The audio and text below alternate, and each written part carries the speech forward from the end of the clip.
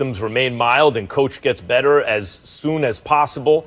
I'd like to remind people that there's a lot of good news coming down the pike, like about a vaccine and vaccinations. And I think sometimes there's a tendency societally to kind of to relax a little bit, like, oh, okay, there's a light at the end of the tunnel, we can relax. But in fact, cases are raging more than ever before. I hope everyone is very safe and uses best practices in terms of mask wearing and social distancing to try to mitigate the damage of like the kind of spread of the disease.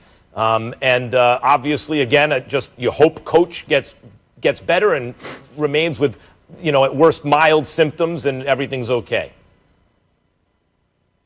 Yeah, I think that's the most important thing. You're obviously focused on Coach Saban. Obviously, he's up in age, so you want him to, one, not have to deal with complications. You want him to be as healthy as he possibly can be. But this is a reminder. This is a reminder that COVID-19 doesn't discriminate, that it doesn't matter how successful you are, or sometimes even how much you pay attention to prevention, that this could be something you could track. You could test positive, and in testing positive, it is an unpredictable illness. And so we all need to continue to be smart.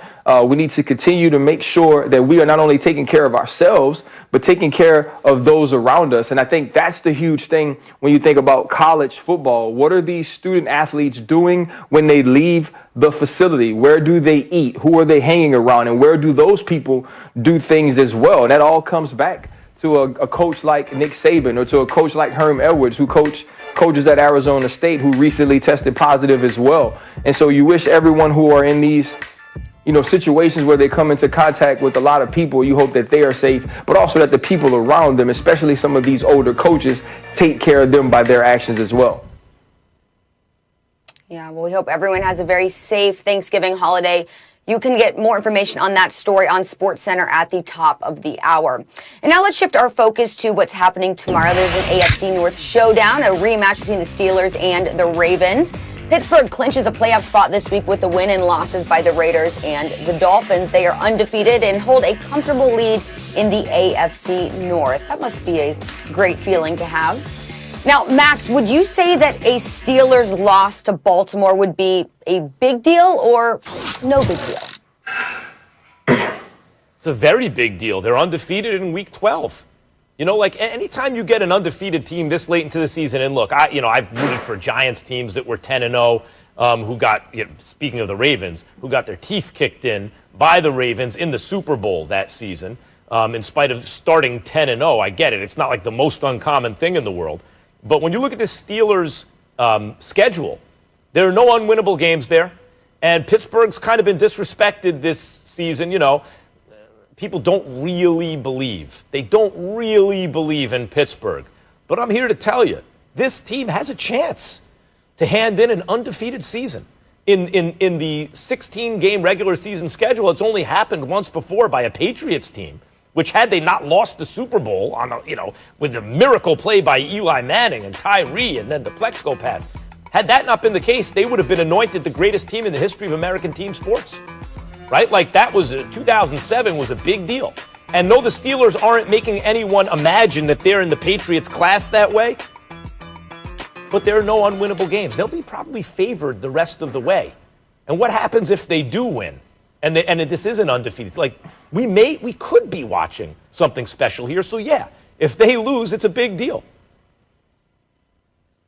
You know what? I don't think it's a big deal, because when you look at these type of games and you look at these rivalries, you can lose. And it's not like the Pittsburgh Steelers have been so dominant this year that we couldn't see this happening. You have a Baltimore Ravens team that has its back against the wall. Baltimore Ravens team that hasn't played good football in 4 weeks. And a Baltimore Ravens team that understands that they want to resurrect their season, if they want to put themselves back in the hunt for not only a playoff spot, but say even give themselves a chance to fight down the stretch to challenge the Pittsburgh Steelers for the AFC North, they need to win this game.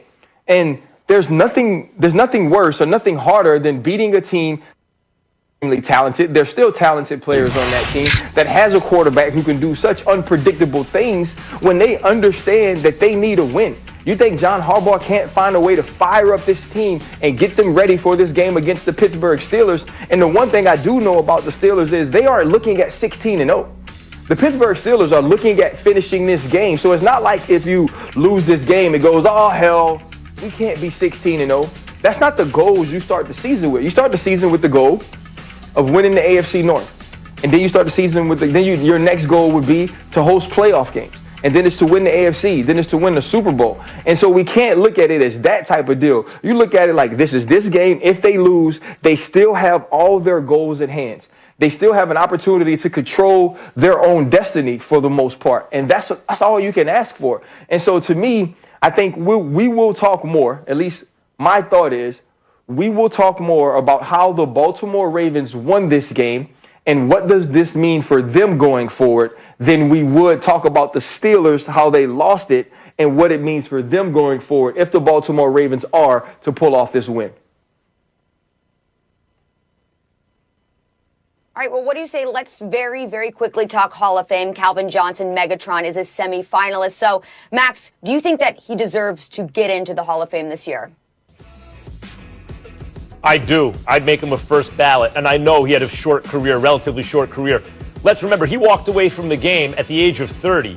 Kind of like Barry Sanders, another Detroit Lion. By the way, there's not a lot of reason to stick around up there, is there? The futility of that franchise. One playoff win in 60 years. It's not his fault that he was on the Lions. He chose to walk away. It's not like he wasn't still good. He had 1,200 plus yards that season. Ryan, this dude had a season with close to 1,700 yards and 16 touchdowns.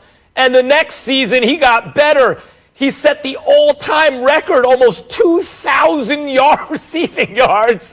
The peak of his career was so absurd. I think he played just long enough. You can't talk about the greatest receivers ever without talking about him. First ballot.